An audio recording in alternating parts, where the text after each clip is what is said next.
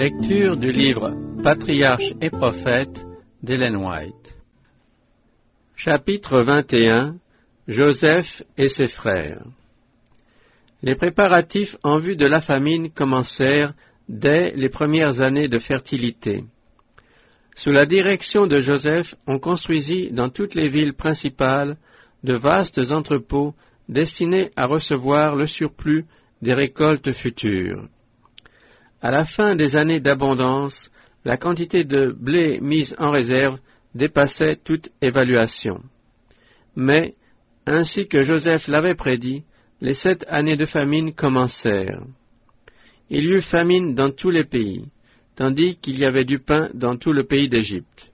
Puis tout le pays d'Égypte fut aussi affamé, et le peuple cria vers Pharaon pour avoir du pain. Pharaon dit à tous les Égyptiens, « Allez vers Joseph et faites tout ce qu'il vous dira. » Comme la famine régnait sur toute la surface du pays, Joseph ouvrit tous les greniers et il vendit du blé aux Égyptiens. La disette s'étant répandue jusqu'au pays de Canaan, elle fut durement ressentie dans la région habitée par Jacob. Ce dernier entendit parler des réserves abondantes faites par Pharaon. 10 fils du patriarche se rendirent alors en Égypte pour y acheter du blé. À leur arrivée, on les dirigea avec d'autres solliciteurs chez le premier ministre. Joseph reconnut ses frères, mais eux ne le reconnurent pas.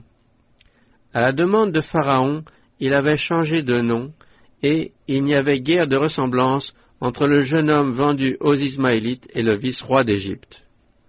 En se présentant devant Joseph, ses 10 frères se prosternèrent devant lui la face contre terre. À ce spectacle, Joseph revoit ses songes. Tout le passé revit intensément dans sa mémoire. Il promène sur ces hommes un regard pénétrant et découvre que Benjamin n'est pas avec eux. Il se demande immédiatement si son frère cadet ne serait pas, lui aussi, tombé victime de leur cruelle jalousie. Et il prend la résolution d'apprendre ce qu'il en est.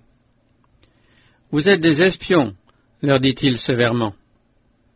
C'est pour reconnaître les points faibles du pays que vous êtes venus. Ils lui répondirent, « Non, mon Seigneur, mais tes serviteurs sont venus pour acheter des vivres. Nous sommes tous fils d'un même père, nous sommes d'honnêtes gens, tes serviteurs ne sont pas des espions. » Leur déclaration pouvant être fausse, Joseph réitère son accusation. « Pas du tout, vous êtes venus pour reconnaître les points faibles du pays. » Nous, tes serviteurs, dirent-ils, nous sommes 12 frères, fils d'un même père du pays de Canaan. Le plus jeune est en ce moment avec notre père, et il y en a un qui n'est plus. Feignant toujours de douter de la véracité de leur histoire, le gouverneur leur propose alors de lui prouver leur sincérité en restant en Égypte, tandis que l'un d'eux ira chercher leur jeune frère. S'ils n'y consentent pas, ils seront traités en espions. Les fils de Jacob déclarent ne pouvoir consentir à une pareille proposition. Durant son exécution, leur famille souffrirait de la faim. Lequel d'entre eux voudra entreprendre seul ce voyage, laissant ses frères en prison? Comment osera-t-il se présenter devant leur père? D'ailleurs, se disent-ils, il est probable que nous serons tous mis à mort ou réduits en esclavage. Et si Benjamin vient en Égypte, ce ne sera que pour partager notre sort. Ils décident donc de rester et de souffrir ensemble, plutôt que d'augmenter la douleur de leur père par la perte du seul fils qui lui reste. Ils sont alors jetés en prison, où on les retient enfermés pendant 3 jours. Au cours des années qui s'étaient écoulées depuis leur forfait, à l'égard de Joseph, les fils de Jacob avaient changé. D'envieux, violents, faux, cruels et vindicatifs qu'ils étaient, l'adversité les avait rendus désintéressés, bons les uns envers les autres, dévoués à leur père et, quoique arrivés à l'âge mûr, soumis à l'autorité paternelle. Les 3 jours passés dans la prison égyptienne leur permirent de faire un sérieux retour sur leur conduite d'autrefois et furent pour eux l'occasion de remords amers. Joseph n'osait les y retenir plus longtemps. Leur famille et leur père pouvant souffrir de la faim. Il les fit donc venir devant lui et leur dit, « Faites ceci et vous vivrez. Je crains Dieu. Si vous êtes des gens de bien, que l'un de vous, votre frère, reste prisonnier dans votre prison, et vous allez emporter du blé pour les besoins de vos familles, puis amenez-moi votre jeune frère. Vos paroles seront reconnues véritables, et vous ne mourrez point. » Ils acceptèrent la proposition, sans manifester beaucoup d'espoir que leur père pût consentir à se séparer de Benjamin.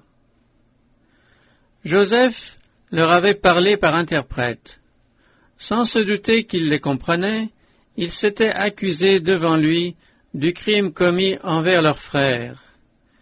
Vraiment, se disait-il, nous sommes punis à cause de notre frère, car nous avons vu l'angoisse de son âme quand il nous demandait grâce, et nous ne l'avons point écouté. Voilà pourquoi ce malheur nous est arrivé. Ruben, qui à d'autant avait voulu leur délivrer, leur dit, « Ne vous avais-je pas dit, ne commettez point ce péché contre cet enfant? Mais vous ne m'avez pas écouté, et voici que son sang nous est redemandé. » En les entendant, Joseph ne peut contenir son émotion. Il sort pour donner libre cours à ses larmes. Lorsqu'il reparaît, il ordonne que Siméon soit lié devant eux et reconduit en prison. La raison de ce choix était que Siméon avait été l'instigateur et le principal auteur du crime. Avant de les congédier, Joseph ordonna qu'on leur fournît du blé et qu'on plaçât l'argent de chacun d'eux à l'ouverture de son sac. On leur donna également du fourrage pour leurs bêtes pendant le voyage de retour. Comme ils étaient en route, l'un d'eux ayant ouvert son sac, fut surpris d'y trouver son argent. Ils furent alors saisis de terreur et se dirent l'un à l'autre, « Qu'est-ce que Dieu nous a fait? » Fallait-il regarder cela comme un signe de la faveur divine, ou comme une preuve que le Seigneur avait commencé de punir leur forfait? C'est à cette dernière conclusion qu'ils s'arrêtèrent. Pendant ce temps, Jacob attendait avec inquiétude le retour de ses fils. Dès leur arrivée, tout le camp s'assembla avec empressement autour d'eux pour entendre le récit qu'ils firent à leur père de tout ce qui leur était arrivé. En les écoutant, chacun fut rempli d'appréhension. L'attitude et les procédés du gouverneur égyptien leur semblaient cacher quelques sinistres desseins. Leurs craintes se confirmèrent lorsqu'à l'ouverture de leur sac, chacun y retrouva son argent. Dans son angoisse, Jacob poussa ce gémissement. « Vous m'avez privé de mes enfants. Joseph n'est plus, Siméon n'est plus, et vous emmèneriez Benjamin. C'est sur moi que tout cela retombe. » Ruben répondit, « Tu feras mourir mes deux fils si je ne te ramène pas Benjamin. Confie-le-moi et je te le rendrai. » Ces véhémentes paroles ne rassurèrent pas le vieillard. « Mon fils, réplique-t-il, ne descendra point avec vous, car son frère est mort, et celui-là seul est resté. S'il lui arrivait malheur dans le voyage que vous allez entreprendre, vous feriez descendre mes cheveux blancs dans le séjour des morts sous le poids de la douleur. » Mais la sécheresse continuait, et la provision de blé apportée d'Égypte fut bientôt épuisée. Les fils de Jacob, sachant bien qu'il était inutile de retourner sans Benjamin auprès du premier ministre, et qu'il y avait peu d'espoir de changer la résolution de leur père, attendaient la crise en silence. De jour en jour, la famine s'approchait plus près du camp de Jacob, qui enlisait sur tous les visages l'avertissement lugubre. Finalement, il dit à ses fils, « Retournez pour nous acheter un peu de vivres. » Juda lui répondit, « Ce gouverneur nous l'a expressément déclaré, vous ne serez pas ennemis devant moi si votre frère n'est pas avec vous.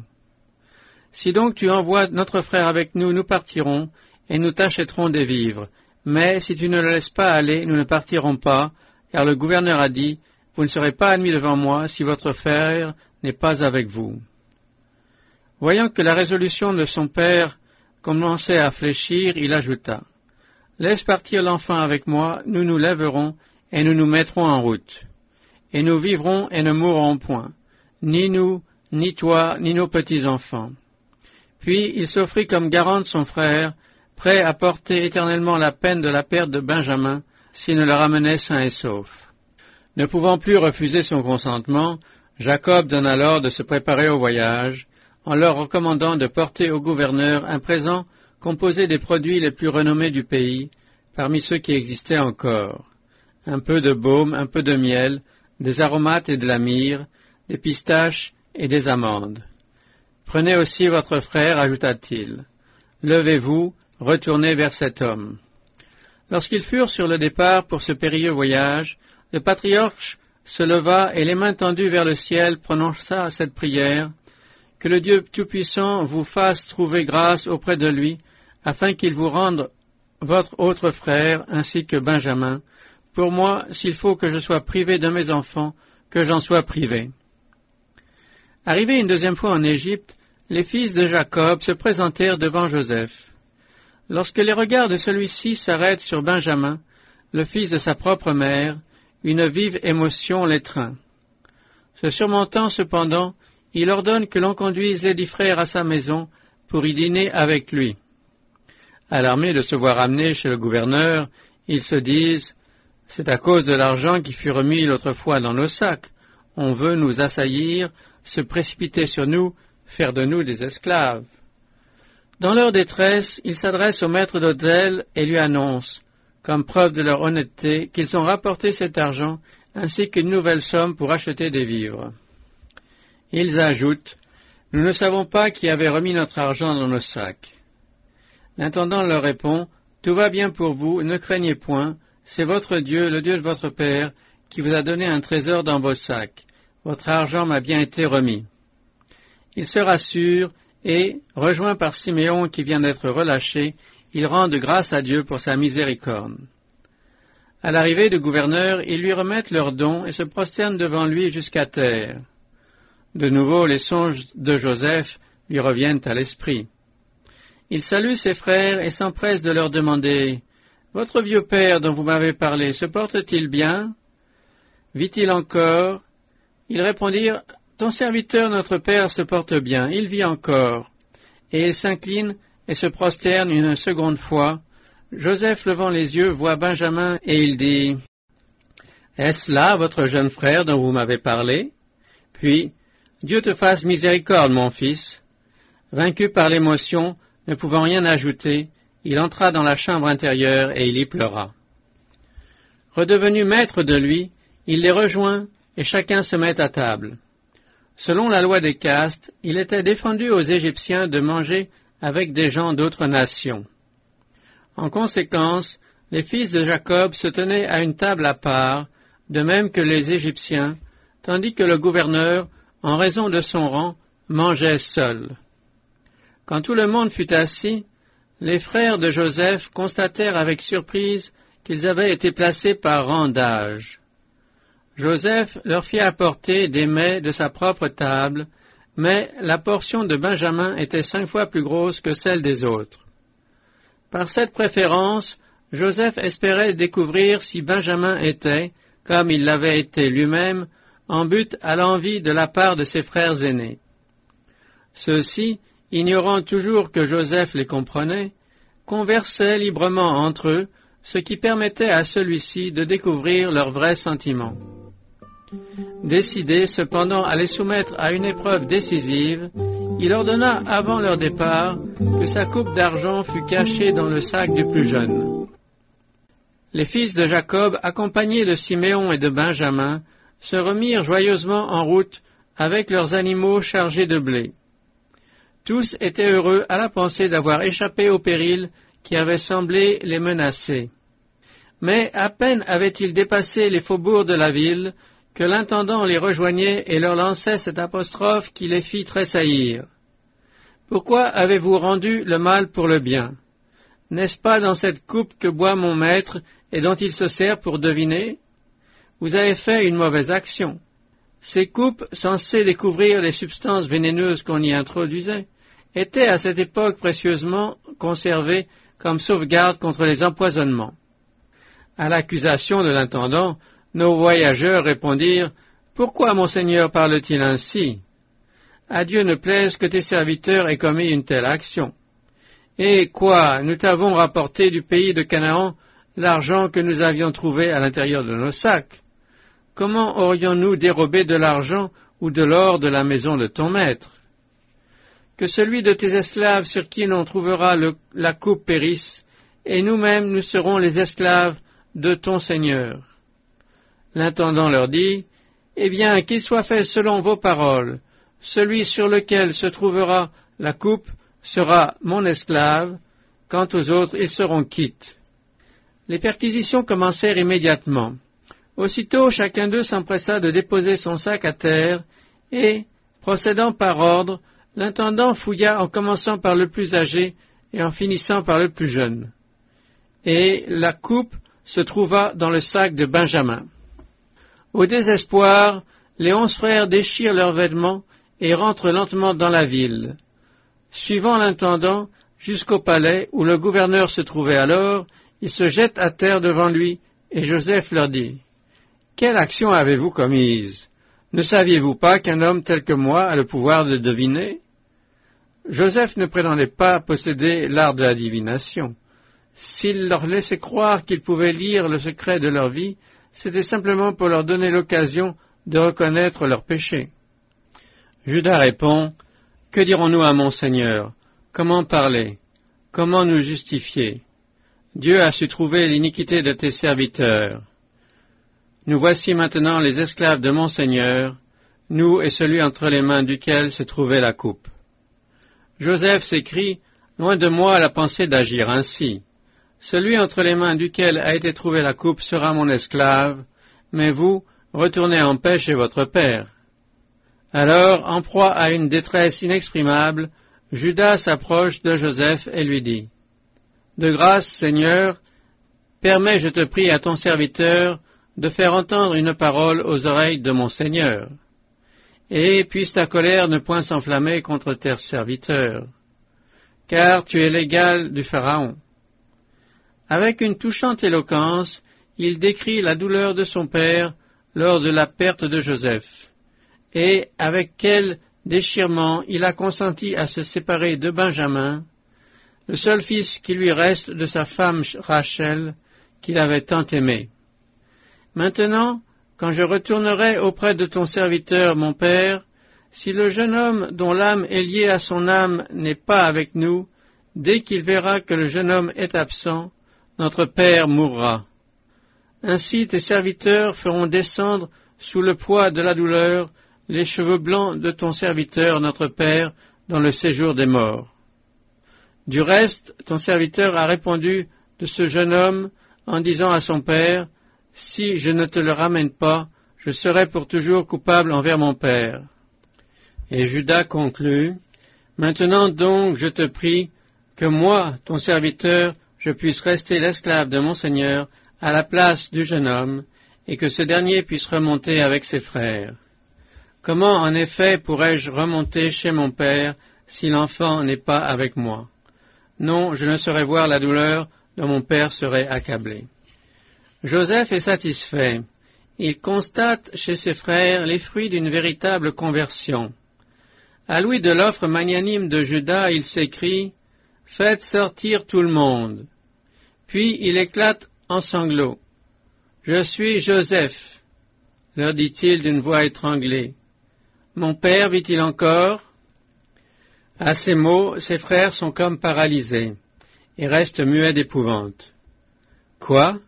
Le gouverneur de l'Égypte, c'est Joseph, ce frère tant jalousé, ce frère qu'ils étaient prêts à mettre à mort et qu'ils avaient vendu comme esclave? Tous les mauvais traitements dont ils l'ont accablé repassent devant leurs yeux. Ils se souviennent comment ils se sont moqués des songes de sa jeunesse, par quels crimes ils ont tenté d'en empêcher l'accomplissement, auquel cependant ils ont tant contribué. Et ils se demandent si ce frère martyr ne va pas se venger, maintenant qu'ils sont à sa merci. Voyant leur confusion, Joseph leur dit avec bonté, « Approchez-vous de moi. » Ils s'approchèrent et il leur dit, « Je suis Joseph, votre frère, que vous avez vendu pour être conduit en Égypte. Maintenant, ne vous affligez pas et n'ayez pas de regret de ce que vous m'avez vendu pour être conduit ici, car c'est pour vous conserver la vie que Dieu m'a envoyé devant vous. Noble cœur, Ils pensent qu'ils ont assez souffert de leur cruauté à son égard. Il cherche à dissiper leurs craintes, et il veut adoucir l'amertume de leurs remords. Voilà 2 ans, dit-il, que la famille règne dans le pays, et pendant 5 ans encore, il n'y aura ni labour ni moisson. Dieu m'a envoyé devant vous pour vous assurer l'existence dans ce pays, et pour vous sauver la vie en vous accordant une grande délivrance. Non, ce n'est pas vous qui m'avez envoyé ici, c'est Dieu. Il m'a établi pour être le père du Pharaon, le seigneur de toute sa maison et le gouverneur de tout le pays d'Égypte. Hâtez-vous de retourner auprès de mon père et dites-lui, « Ainsi parle ton fils Jacob. Ainsi parle ton fils Joseph. Dieu m'a établi seigneur de toute l'Égypte. Viens auprès de moi, ne tarde point. Tu habiteras dans le pays de Goshen, et tu seras près de moi, toi, tes enfants, les enfants de tes enfants, tes brebis et tes bœufs, ainsi que tout ce qui t'appartient. Là, je te nourrirai, car il y aura encore 5 ans de famine, en sorte que tu ne périsses pas de misère, toi et ta maison, et tout ce qui t'appartient. Vous le voyez de vos yeux, et Benjamin, mon frère, le voit aussi lui-même. C'est bien moi qui vous parle de ma propre bouche. » Alors il se jeta au cou de Benjamin, son frère, et il pleura. Benjamin aussi se mit à pleurer sur son épaule. Il embrassa également en pleurant tous ses frères. Alors ses frères s'entretinrent avec lui, et lui confessèrent humblement leurs péchés, et le supplièrent de leur pardonner. Après avoir longtemps souffert de chagrin et de remords, ils étaient heureux de retrouver leur frère en vie. La nouvelle fut bientôt portée aux oreilles du roi qui, ravi de cette occasion de manifester sa reconnaissance à Joseph, confirma l'invitation que celui-ci avait faite à sa famille. « Ce qu'il y a de meilleur dans tout le pays d'Égypte, leur dit-il, sera pour vous. » Les fils de Jacob s'en retournèrent abondamment pourvus de provisions et accompagnés de chariots et de tout ce qu'il fallait pour transporter leur famille ainsi que tout leur personnel. Joseph fit à Benjamin des présents plus rares qu'à ses autres frères. Puis, craignant qu'il ne s'élevât des disputes entre eux au cours du voyage, il leur fit cette recommandation: « Ne vous querellez pas en chemin. » Arrivés auprès de leur père, les 11 fils de Jacob lui apportent cette grande nouvelle. Joseph vit encore, et même c'est lui qui gouverne tout le pays d'Égypte. Le vieillard interdit reste immobile, ne pouvant croire ce qu'il entend. Mais lorsqu'il voit le long convoi de chariots et de bêtes de somme et leur chargement, lorsqu'il peut à nouveau serrer dans ses bras Benjamin, il se rend à l'évidence. Dans l'excès de sa joie, il s'écrie: « C'est assez, Joseph mon fils vit encore, j'irai, je le verrai avant de mourir. » Mais un acte d'humiliation restait à accomplir par les 10 frères repentants. Ils confessèrent à leur père l'acte de perfide cruauté qui, durant tant d'années, avait assombri sa vie et la leur. Jacob ne les aurait pas soupçonnés d'un crime semblable. Mais, voyant que Dieu avait tout fait concourir à leur bien, il pardonna leur égarement et il les bénit. Joseph et ses fils, accompagnés de leurs familles, de leurs troupeaux et de leurs nombreux serviteurs, se mirent bientôt en route pour l'Égypte. La joie était dans tous les cœurs. Arrivé à Béer-Shéba, le patriarche offrit à l'Éternel des sacrifices d'action de grâce et le supplia de lui donner une marque visible de son approbation et de sa protection. Dans une vision de la nuit, cette parole lui fut adressée: « Ne crains point de descendre en Égypte, car je t'y ferai devenir une grande nation. Moi-même je descendrai avec toi en Égypte, moi-même aussi je t'en ferai sûrement remonter. » Cette promesse était significative. Malgré la promesse faite à Abraham d'une postérité innombrable comme les étoiles, le peuple choisi ne s'était jusqu'alors accru que lentement.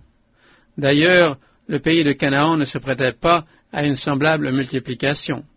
Il était occupé par de puissantes tribus païennes qui ne devaient pas en être dépossédées avant la 4e génération. Les descendants d'Abraham auraient été obligés ou bien d'en chasser les habitants ou de se mélanger à eux et de se voir entraînés dans l'idolâtrie.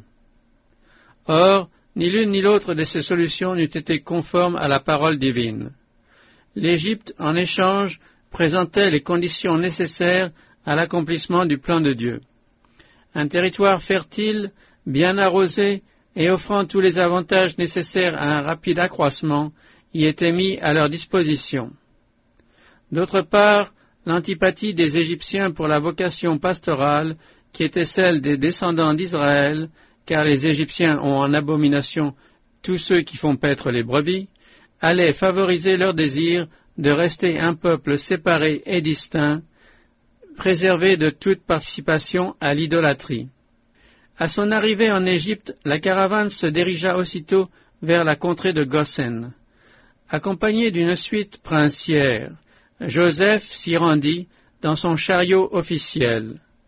La dignité de sa position et la pompe de son entourage le laissaient indifférent. Une seule pensée, un seul désir faisait tressaillir son cœur. Lorsqu'il vit approcher les voyageurs, les tendres affections dont, durant tant d'années, il avait dû réprimer les élans, ne connurent plus de frein. Il s'élança de son chariot, et, courant au-devant de son père, il se jeta à son cou et pleura longtemps sur son épaule. Alors Israël dit à Joseph, « Je puis mourir maintenant, puisque j'ai vu ton visage et que tu vis encore. » Joseph prit 5 de ses frères pour les présenter au Pharaon et recevoir de lui le territoire où ils allaient établir leur résidence. Dans sa gratitude envers son premier ministre, le monarque se proposait d'offrir à ses frères quelques charges dans le gouvernement. Mais, fidèle au culte de l'Éternel, Joseph voulut leur épargner les tentations auxquelles ils auraient été exposés dans une cour païenne. Il leur conseilla d'avouer franchement leur occupation au roi. Ils suivirent ce conseil et eurent soin d'ajouter qu'ils n'étaient venus dans ce pays qu'en séjour et non à demeure, se réservant ainsi le droit d'en repartir quand ils voudraient. En conséquence, maintenant son offre, le Pharaon leur assigna comme territoire le meilleur de tout le pays d'Égypte, à savoir la terre de Goshen. Peu de temps après leur arrivée, Joseph amena aussi son père à la cour pour le présenter au Pharaon. Le patriarche n'était pas habitué à l'étiquette des cours, mais il avait vécu au milieu des scènes sublimes de la nature et il avait conversé avec un monarque plus puissant. Aussi, conscient de sa supériorité, il leva ses mains sur le Pharaon et le bénit. En revoyant Joseph, Jacob lui avait déclaré qu'après ce dénouement inespéré de ses longues angoisses, il se sentait prêt à mourir. 17 années encore devaient cependant lui être accordées dans la paisible contrée de Goshen. Années qui fournirent un heureux contraste avec celles qui les avaient précédées. Il reconnut chez ses fils les marques d'une véritable conversion. Il put voir sa famille entourée de toutes les conditions nécessaires au développement d'une grande nation et contempler par la foi l'accomplissement de la promesse de leur établissement futur au pays de Canaan. Comblé des attentions, de l'affection et des faveurs du premier ministre de l'Égypte, et heureux de vivre auprès de ce fils tant pleuré, le patriarche s'achemina doucement et paisiblement vers sa fin. Sentant la mort approcher, il fit venir Joseph auprès de lui et, fort de la promesse de Dieu relative à la possession de Canaan, il lui dit, « Je t'en prie, ne m'enterre point en Égypte. Quand je serai couché avec mes pères, tu m'emporteras hors d'Égypte et tu m'enseveliras dans leur tombeau. » Joseph promit de faire ce qu'il lui demandait. Mais Jacob, non satisfait, exigea de son fils le serment solennel qu'il l'inhumerait dans la caverne de Macpéla. Une autre question importante préoccupait l'esprit du patriarche. Il voulut que les 2 fils de Joseph fussent intégrés en bonne et due forme au nombre des fils d'Israël. Aussi, lors de sa dernière visite à son père, Joseph amena avec lui ses 2 fils, Éphraïm et Manassé. Par leur mère, ces 2 jeunes gens se rattachaient à la plus haute classe de la sacrificature égyptienne. S'ils avaient voulu choisir la nationalité maternelle, la position de leur père leur aurait ouvert toute grande la voie de la richesse et des honneurs. Mais Joseph, qui adhérait fermement aux promesses de l'Alliance, désirait que ses fils s'unissent à la famille de son père et que, renonçant à toutes les distinctions que leur offrait la cour d'Égypte, ils viennent prendre leur place parmi les tribus de bergers auxquelles les oracles de Dieu avaient été confiés. Jacob dit à Joseph, « Les 2 fils qui te sont nés dans le pays d'Égypte, avant que j'aille vers toi au pays d'Égypte, sont à moi. Oui, Éphraïm et Manassé seront à moi, aussi bien que Ruben et Siméon. » Il les adoptait comme fils, pour en faire les chefs de 2 tribus distinctes. Ainsi, une portion des prérogatives du droit d'aînesse perdu par Ruben revenait à Joseph, qui recevait par ce fait une double part en Israël. La vue de Jacob s'était obscurcie par l'âge. Il n'avait pas remarqué la présence des 2 jeunes gens. Quand il les vit, il demanda « Qui sont ceux-ci » Apprenant qui ils étaient, il ajouta « Fais-les approcher de moi, je te prie, afin que je les bénisse. » Le patriarche les couvrit de baisers et les embrassa, puis il plaça solennellement les mains sur leur tête en signe de bénédiction et prononça ces paroles. « Que le Dieu dans la voie duquel ont marché mes pères, Abraham et Isaac, le Dieu qui a été mon berger depuis ma naissance jusqu'à ce jour, que l'ange qui m'a délivré de tout mal bénisse ses enfants. » Jacob ne connaissait plus la propre justice, ni les ressources de la force ou de l'habileté humaine. C'était Dieu qui l'avait protégé et soutenu. Il ne se plaignait pas des mauvais jours qu'il avait traversés. Il ne disait plus des épreuves et des chagrins, c'est sur moi que tout cela retombe. Sa mémoire ne lui rappelait que la miséricorde et les tendres compassions de celui qui l'avait accompagné tout le long de son pèlerinage. La bénédiction terminée, Jacob fit à ses fils une déclaration qui devait rester pour les générations à venir, à travers les longues années de leur dure servitude, un témoignage de sa foi. « Voici que je vais mourir, mais Dieu sera avec vous, et il vous fera retourner dans le pays de vos pères. » À la dernière extrémité, on convoqua tous les fils de Jacob autour de son lit. Lorsqu'ils furent réunis, il parla en ces termes. « Rassemblez-vous, et je vous ferai connaître ce qui vous arrivera dans les suites des jours. » Que de fois, avec angoisse, il avait songé à l'avenir et s'était demandé quelle serait l'histoire de leurs diverses tribus. Mais, à ce moment-là, entouré de ses enfants réunis pour recevoir sa dernière bénédiction, l'esprit de l'inspiration divine repose sur lui, et l'avenir de ses fils se déroule devant ses yeux dans une vision prophétique. L'un après l'autre, il les nomme par leur nom, décrit leur caractère et prédit leur histoire. Ruben, tu es mon premier-né, ma force et les prémices de ma vigueur, le premier en dignité et le premier en puissance. Telle eût été la position de Ruben comme premier-né sans le honteux péché qu'il commit à Migdal-Éder et qui le privait du droit d'aînesse. Jacob continua. Impétueux comme l'onde, tu n'auras pas la prééminence. La prêtrise fut accordée à Lévi, la royauté et la promesse messianique à Juda, et à Joseph une double portion de l'héritage. La tribu de Ruben ne devint jamais nombreuse. Moindre que celle de Juda, de Joseph ou de Dan, elle fut une des premières à être emmenée en captivité. Après Ruben, venaient par ordre d'âge Siméon et Lévi. Unis dans leur acte de cruauté envers les Sichémites, ils avaient aussi joué le premier rôle dans la vente de Joseph. Leur père prononça à leur sujet cette parole sévère, « Je veux les diviser parmi les fils de Jacob et les disperser en Israël. » Lors du dénombrement d'Israël, immédiatement avant l'entrée en Canaan, la tribu de Siméon était la plus petite. Moïse ne la mentionne même pas dans sa dernière bénédiction. Au partage de Canaan, cette tribu n'eut qu'une petite part du territoire qui échut à Juda, et dans la suite, les familles puissantes de cette tribu allèrent s'établir en colonies en dehors des limites de la Terre sainte. Lévi ne reçut comme héritage que 48 villes situées dans différentes parties du pays. Mais comme cette tribu demeura fidèle à l'Éternel lors d'une apostasie générale, elle fut pour cette raison appelée au service du sanctuaire, de sorte que la malédiction qui la frappait fut changée en bénédiction. Les prérogatives les plus éminentes du droit d'aînesse échurent à Juda. L'histoire prophétique de cette tribu est comme un commentaire de son nom qui signifie louange. Pour toi, ô Juda, tes frères te rendront hommage, ta main fera plier le cou de tes ennemis, les fils de ton père se prosterneront devant toi, tu es un jeune lion, ô Juda. Quand tu reviens avec ton butin, ô mon fils, il s'est accroupi Il s'est couché comme un jeune lion, comme une lionne. Qui oserait le faire lever? Le sceptre ne sera point enlevé à Juda, et le bâton du commandement n'échappera pas à son pouvoir, jusqu'à ce que vienne le Pacifique, le Silo, auquel les peuples obéiront.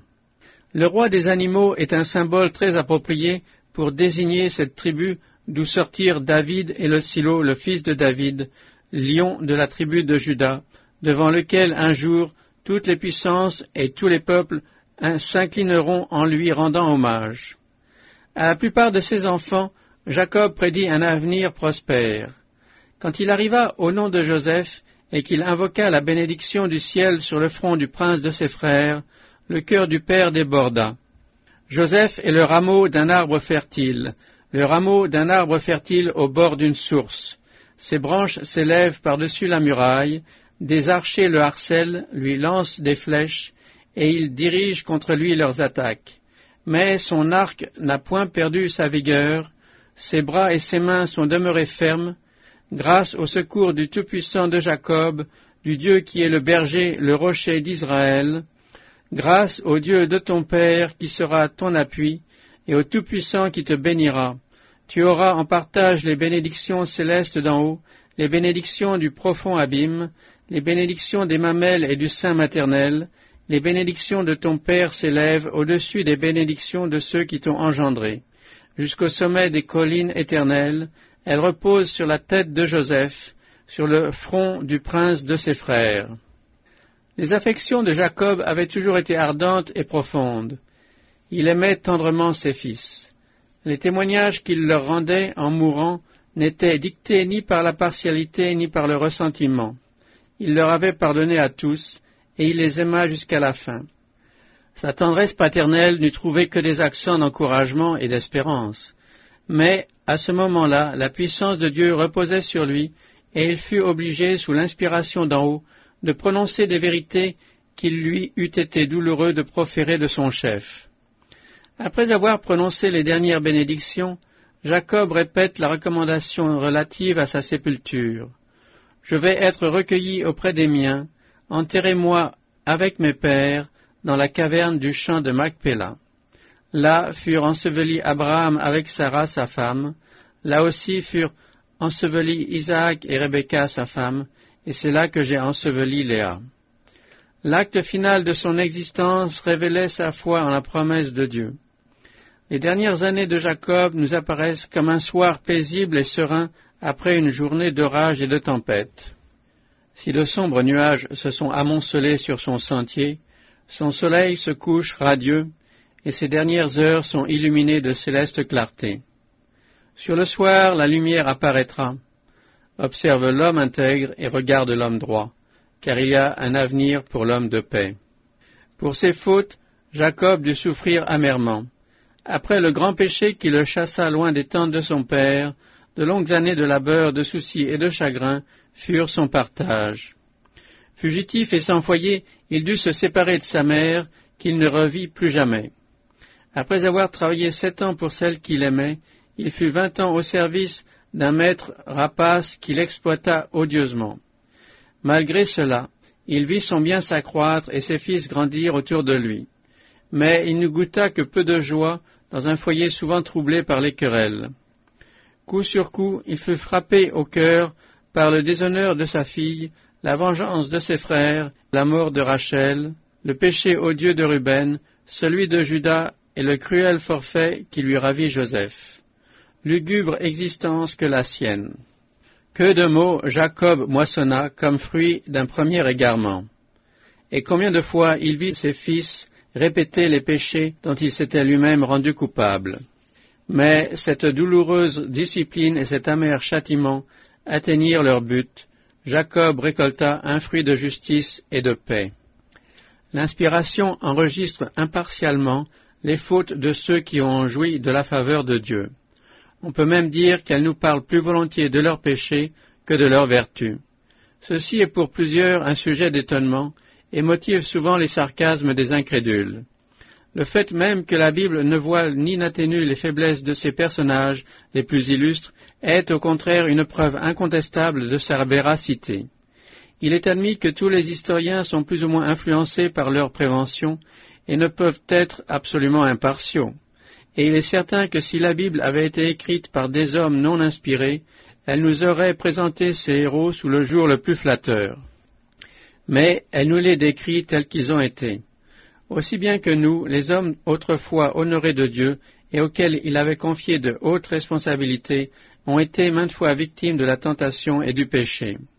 C'est pour nous avertir et nous encourager que leurs chutes et leurs égarements nous sont dévoilés. Si ces hommes étaient présentés exempts de toute faiblesse, notre nature incline au mal et nos manquements nous pousseraient au désespoir.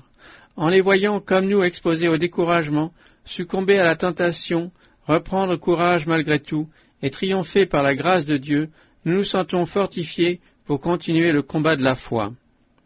Comme eux, avec la force de Jésus, nous pouvons vaincre et regagner le terrain perdu. D'autre part, ces récits nous avertissent que Dieu ne tient pas le coupable pour innocent, mais qu'il dévoile et condamne le mal chez ses serviteurs les plus favorisés, avec une sévérité plus grande encore que chez ceux qui ont eu moins de lumière et de responsabilité. Après l'ensevelissement de Jacob, les frères de Joseph, oubliant toutes ses bontés, furent de nouveau hantés par la crainte.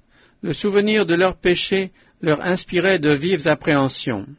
Qui sait, se demandait-il, s'il n'a point différé sa vengeance par respect pour notre Père, et s'il ne va pas maintenant, après une longue attente, faire tomber sur nous le châtiment de nos crimes. N'osant se présenter eux-mêmes devant lui, ils lui envoyèrent ce message. « Ton père a donné cet ordre avant de mourir, vous parlerez ainsi à Joseph, « Oh, pardonne, je te prie, le crime de tes frères et le péché qu'ils ont commis. Car ils t'ont fait du mal, mais maintenant pardonne, je te prie, le crime des serviteurs du Dieu de ton père. » Joseph, dont l'affection pour ses frères était profonde et désintéressée, fut navré à la pensée qu'ils pussent lui attribuer ces sentiments de vengeance. Ce message lui arracha des larmes, et ses frères, encouragés en l'apprenant, vinrent se jeter à ses pieds et lui dirent « Nous sommes tes serviteurs. » Joseph leur répondit « Soyez sans crainte, car puis-je me mettre à la place de Dieu? Vous aviez la pensée de me faire du mal, mais ce mal Dieu l'a changé en bien, afin d'accomplir ce qui arrive aujourd'hui, pour conserver la vie à un peuple nombreux. Soyez donc sans crainte, j'aurai soin de vous et de vos enfants. » La vie de Joseph est une image de la vie de Jésus-Christ. Par envie, ses frères l'avaient vendu comme esclave. Ils voulaient ainsi l'empêcher de devenir plus grand qu'eux. Aussi, quand ils l'eurent exilé en Égypte, se flattèrent-ils à la pensée qu'ils n'auraient plus rien à craindre de ses songes. Mais Dieu dirigea les événements de manière à réaliser précisément ce qu'ils avaient voulu prévenir. De même, les prêtres et les principaux des Juifs, jaloux de Jésus et craignant qu'il n'obtînt du peuple la faveur qu'ils briguaient pour eux-mêmes, le mirent à mort pour l'empêcher de devenir roi. Mais, en agissant ainsi, ils contribuèrent précisément à ce résultat. Sans doute, grâce à son séjour en Égypte, Joseph était devenu un sauveur pour la famille de son père. Toutefois, cela ne diminuait point la culpabilité de ses frères. De même, la crucifixion de Jésus fit de lui le rédempteur de l'humanité, le sauveur d'une race perdue et le souverain d'un monde. Mais le crime de ces meurtriers reste tout aussi odieux que si le Père céleste ne l'avait pas fait concourir à sa gloire et au bien des rachetés. Comme Joseph fut vendu par ses frères, Jésus-Christ fut, par l'un de ses disciples, vendu à ses plus mortels ennemis. Joseph, à cause de sa pureté même, fut calomnié et jeté en prison. Ainsi, Jésus, en raison de sa vie sainte et désintéressée, qui, à elle seule, condamnait le péché, fut méprisé et rejeté, puis condamné sur le témoignage de faux témoins. Enfin, la patience et la douceur de Joseph devant l'injustice et l'oppression, son empressement à pardonner et sa noble générosité envers ses frères dénaturés préfiguraient le silence et la générosité avec lesquels le Sauveur supporta la brutalité et les outrages des impies, comme aussi le pardon qu'il accorda à ses meurtriers et qu'il offre encore à tous ceux qui viennent à lui, confessant leurs péchés et implorant sa miséricorde. Joseph survécut 54 ans à son père. Il put voir les enfants d'Éphraïm jusqu'à la 3e génération. Les enfants de Makir, fils de Manassé, naquirent aussi sur les genoux de Joseph. Il fut témoin de l'accroissement et de la prospérité de son peuple. Jusqu'à la fin, il crut d'une foi inébranlable que Dieu établirait Israël dans le pays de la promesse. Malgré tous les honneurs dont il fut l'objet au pays des Pharaons, c'était pour lui l'exil. Aussi dut-il signifier par un dernier acte qu'il appartenait à Israël. Voyant sa fin approcher, il assembla sa parenté autour de lui et lui fit part de ses dernières volontés. « Dieu vous visitera certainement, dit-il, et vous fera remonter de ce pays dans le pays qu'il a promis par serment de donner à Abraham, à Isaac et à Jacob. » Puis il leur fit prendre l'engagement solennel d'emporter avec eux ses ossements dans le pays de Canaan. Joseph mourut âgé de 110 ans. On l'embauma et il fut placé dans un sépulcre en Égypte.